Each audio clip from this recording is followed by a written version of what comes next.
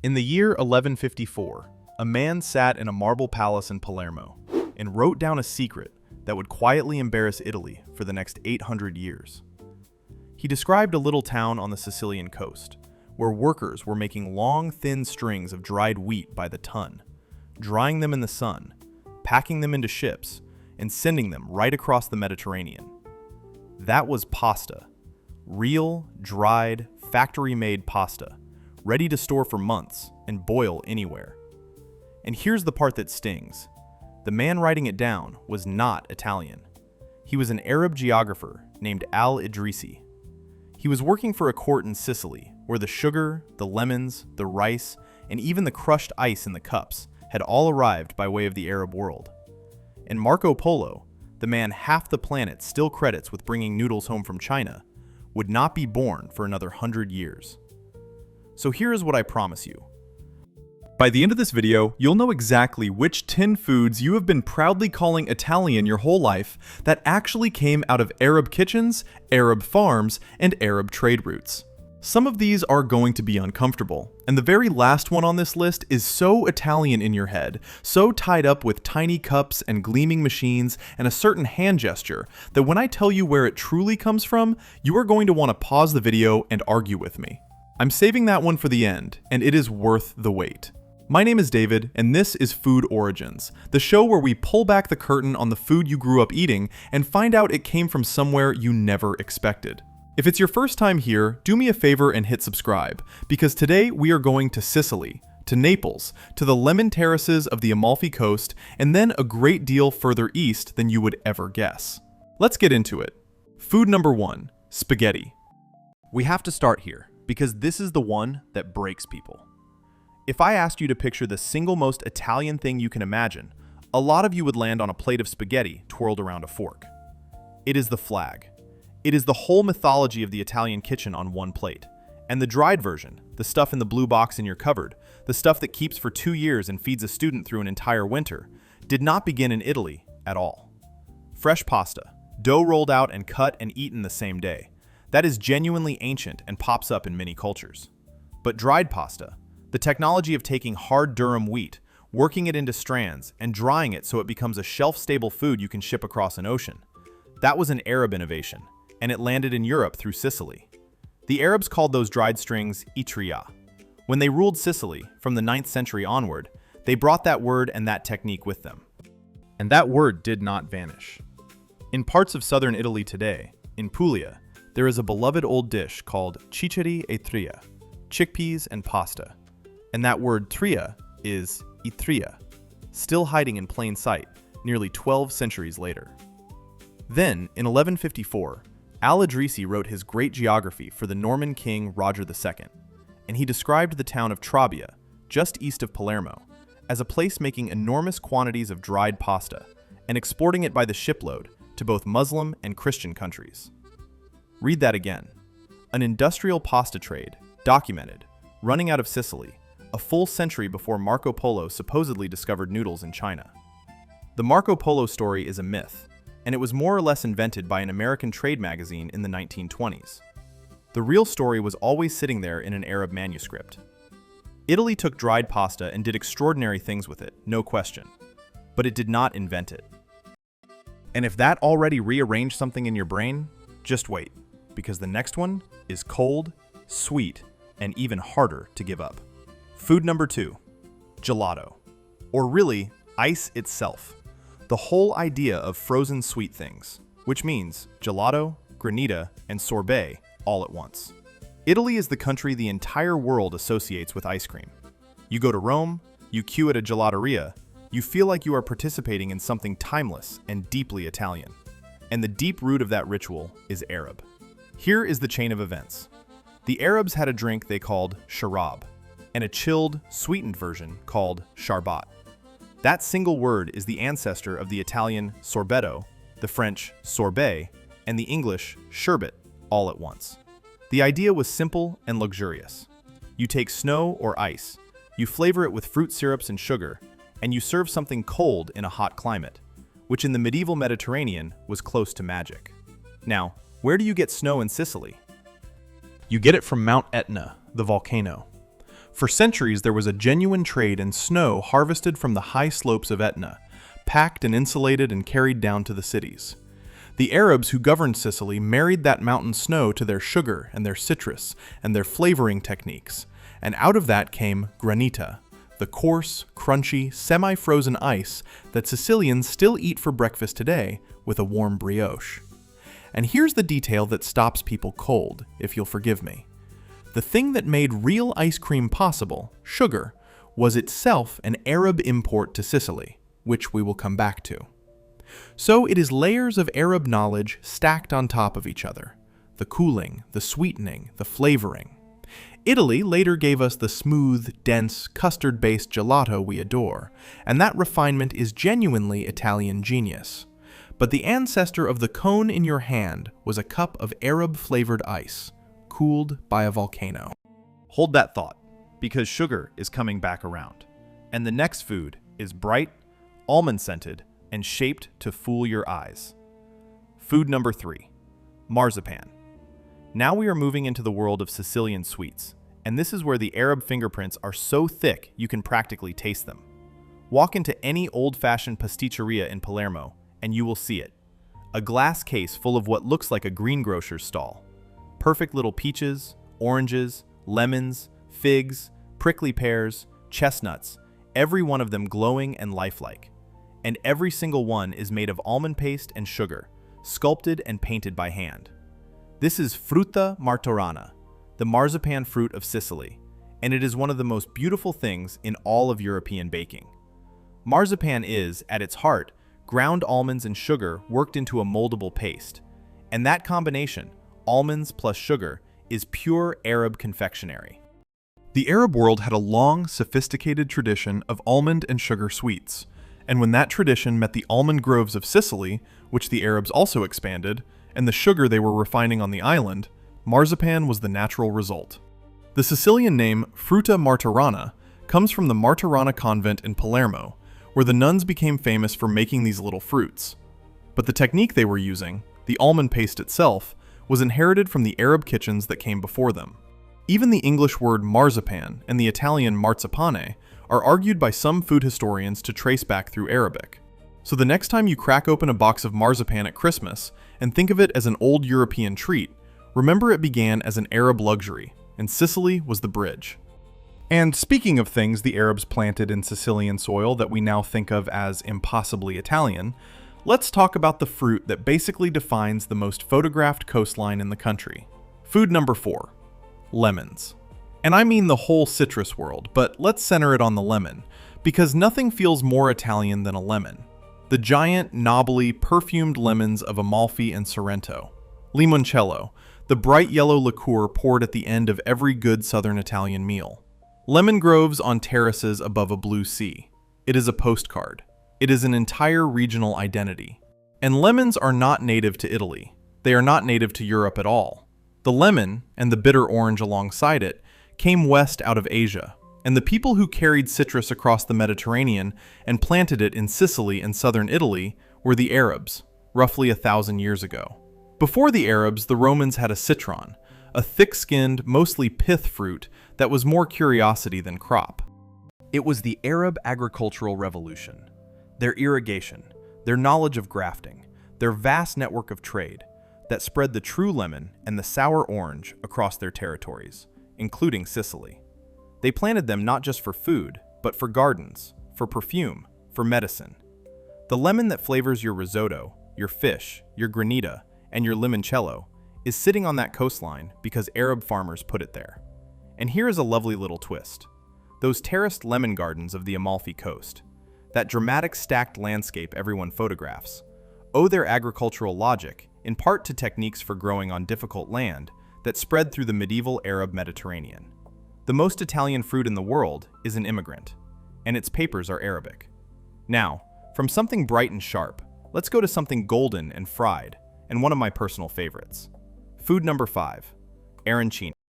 Those glorious deep-fried rice balls, crisp and golden on the outside, hot and savory in the middle, sometimes stuffed with ragu and peas, sometimes with cheese, sometimes with saffron yellow rice. They are the ultimate Sicilian street food, and they are a small, edible monument to the Arab world, because there are two Arab imports packed inside every single one. The first is the rice. Rice is not an ancient European crop. It was the Arabs who brought rice cultivation west, into Spain and into Sicily, along with the irrigation know-how you need to grow it. No Arabs, no rice paddies in the medieval Mediterranean. The second is the saffron, and the very idea of a spiced, colored, molded ball of rice you eat with your hands. Food historians link arancini directly back to Arab-era dishes of seasoned rice, shaped into portions for eating on the move. Even the name is a giveaway. Arancina means little orange, because the classic ones are shaped and colored like a small orange, and the orange, as we just covered, is another Arab arrival. So you have Arab rice, Arab saffron, and a shape named after an Arab fruit, all fried into the most Sicilian snack imaginable. And while we are on rice, let me raise the stakes for the Northerners, because risotto, that creamy, luxurious symbol of Milan and the Italian North, is only possible because rice reached Italy in the first place, and it reached Italy from the south, from the Arab-influenced world, long before it ever bubbled in a Milanese pan. We are halfway through now, and I told you at the very start that the last one would be the one that really hurts. It's coming, and it involves something a lot of you drank this morning. But first, the vegetable that half of you have been arguing about in the comments before I even mention it. Food number 6. Caponata. And with it, the aubergine, the eggplant, the purple heart of so much Italian cooking. Parmigiana, caponata, pasta alla norma. That whole beloved southern Italian repertoire is built on the aubergine. And the aubergine is not Italian. It came out of Asia, and it traveled to the Mediterranean in the hands of Arab traders and farmers, who were growing and cooking it long before it reached an Italian kitchen. For a while, Europeans were actually suspicious of it. They thought it was faintly dangerous, even a cause of madness, which is a story for another day. It was the Arab-influenced south of Italy, comfortable with the vegetable, that embraced it and turned it into art. And caponata is the clearest evidence of all, because caponata is not just about the aubergine. It is sweet and sour at the same time, that agrodolce balance of sugar and vinegar, of raisins and capers and olives, all playing against each other. That sweet and sour technique, cooking savory vegetables in a sauce balanced with sugar and something sharp, is a signature of Arab cookery. It runs right through the food the Arabs brought to Sicily. So caponata is Arab twice over. The main ingredient is an Arab import, and the entire flavor philosophy, that addictive sweet-sour tension, is an Arab idea. You have been eating a 1,000-year-old piece of Baghdad and Cairo and calling it a Sicilian starter. And the thing that makes agrodolce possible, the sweetness, brings us to the ingredient that quietly powers half of this list. Food number 7. Sugar. This one is less a single dish, and more the secret engine behind almost everything sweet we have talked about, so it more than earns its place. Think about how much of the Italian dessert tradition depends on sugar. The marzipan, the cassata we're about to get to, the cannoli, the candied fruit, the gelato, the sweet-sour caponata. None of it works without sugar. And Europe did not have sugar the way we think of it for most of its history. Europe had honey. Sugarcane and the entire technology of refining it, of turning a fibrous tropical grass into crystallized sweetness, was spread across the Mediterranean by the Arabs. They brought sugarcane cultivation to Sicily and to southern Spain, along with the mills and the refining methods to process it. For a long stretch of the Middle Ages, Sicily was one of the very few places in Europe actually producing sugar, and it was producing it because Arab agriculture had planted the cane and built the mills. So every glittering Sicilian pastry, every sugar-dusted marvel that we file under Italian baking, exists because the Arab world handed Sicily the single most important ingredient in the whole dessert cabinet.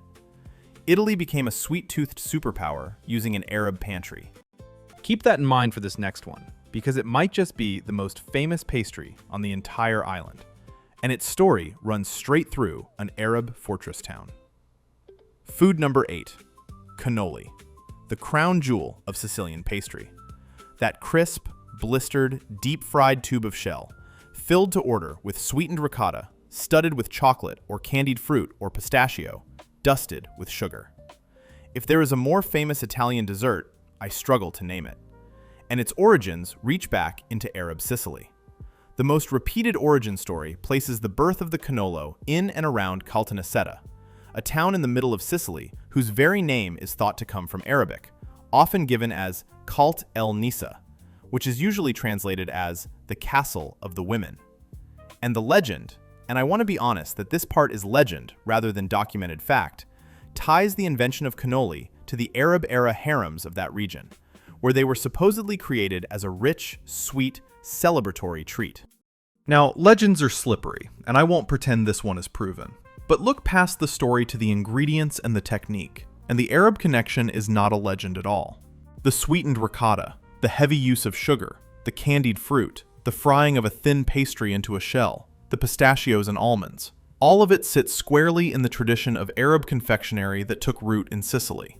The cannolo is the child of that fusion, an Arab sensibility for sweetness and richness expressed through Sicilian hands. So when you bite into one and the shell shatters, you are biting into one of the clearest edible links between Sicily and the Arab world. And it leads us almost perfectly into the next one, because there is one Sicilian dessert whose Arab roots are hiding inside its actual name. Food number 9, Cassata. This is the one that people who love this subject get genuinely excited about, because Cassata Siciliana is not just influenced by the Arab world, it is almost a translation of it. Picture the classic cassata, a dome of sponge soaked and layered with sweet ricotta, wrapped in a bright green shell of marzipan, coated in gleaming white icing, and crowned with a riot of jewel-like candied fruit. It is loud, it is opulent, it is one of the great celebration cakes of Europe, and nearly every element of it is a thing we have already traced back to the Arabs on this very list. The sugar, Arab. The candied fruit, made possible by Arab sugar and Arab citrus. The marzipan shell, Arab almond and sugar confectionery. The whole aesthetic of a dazzling, sweet, show-stopping dessert, Arab. And then there is the name. The word cassata is widely traced back to the Arabic word cassat, meaning a large round bowl, the very shape the dish was traditionally formed in. So the name on the menu is Arabic, the ingredients are Arab imports, and the sensibility is Arab luxury.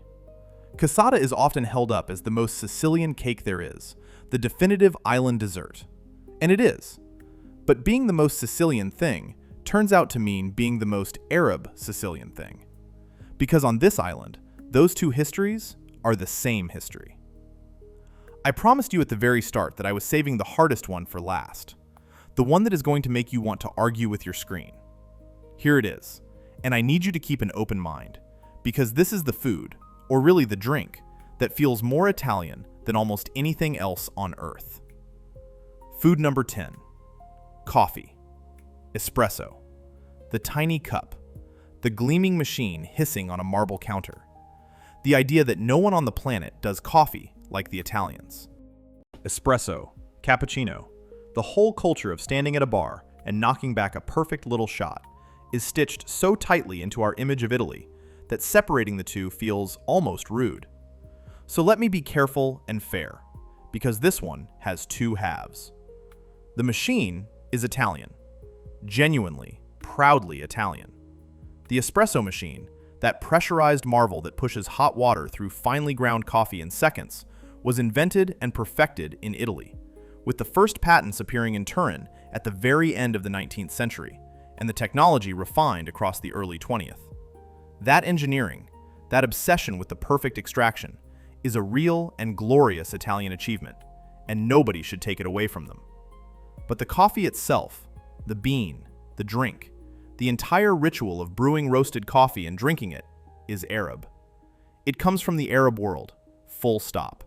Coffee as a beverage was born in Yemen on the Arabian Peninsula, where Sufi mystics in the 15th century brewed it to stay awake through their nighttime devotions. The word we use, coffee, comes through the Turkish kahve from the Arabic kawa. The coffee house, that social institution of sitting together over a cup and talking for hours, existed in the cities of the Arab and Ottoman world long before it ever reached Europe. And when coffee finally did arrive in Europe, it came through the trading ports, with Venice as one of the great gateways, carried on the same routes that had always connected Italy to the Arab East. So here is the honest, complete picture. Italy built the greatest coffee machine the world has ever seen, but it was pouring an Arab drink into it.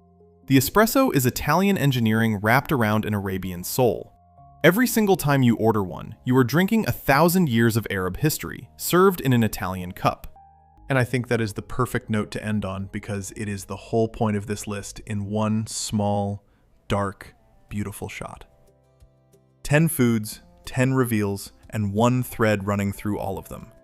Dried pasta, gelato and granita, marzipan, lemons, arancini, caponata and the aubergine, sugar, cannoli, cassata, and coffee.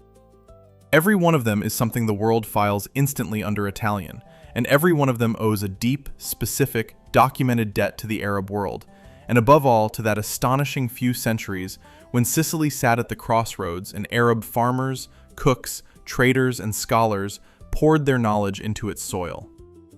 None of this makes Italian food less magnificent.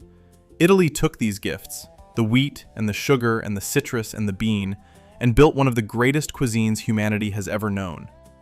But greatness has a lineage, and the lineage of the Italian table runs straight through Baghdad and Cairo and Cordoba and the palaces of Palermo. The next time someone tells you a food is purely, proudly, originally Italian, you might just have a story for them.